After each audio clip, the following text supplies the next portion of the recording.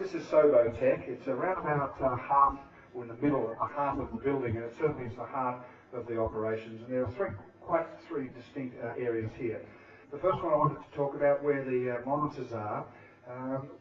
When a rights holder becomes a rights holder and they pay their rights fee, they get a package of all of the international signals that SOBO, the host broadcaster, presents. And there are around 40 of those. That's a feed, an international signal of all of the sports that are coming in, and that's what will be seen on the bank of monitors over here.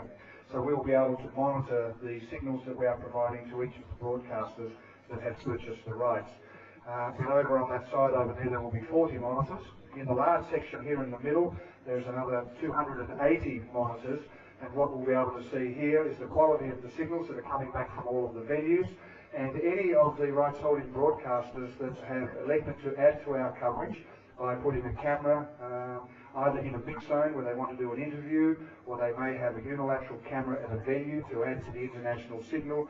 Those signals will be coming back onto the monitors here. Again, they'll be monitored for quality. It gives us an opportunity in this room then to check all of those signals coming back in.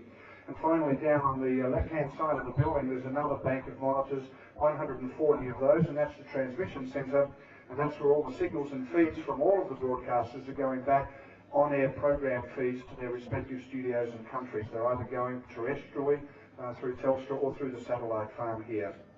So there's 400 monitors in here. In addition, there are the monitoring banks that you see here at the front of the room, and as well there are two very large plasma screens that can either show sports feeds that we're showing, or also Telstra's network management service in here.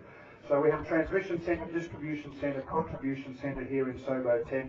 There's also a commentary switching centre, and that's to make sure that the commentary circuits that each of the countries are using at the venues is getting back to the correct studio. At 402 monitors, it's the largest monitor wall that I think there's ever been in a technical and distribution centre.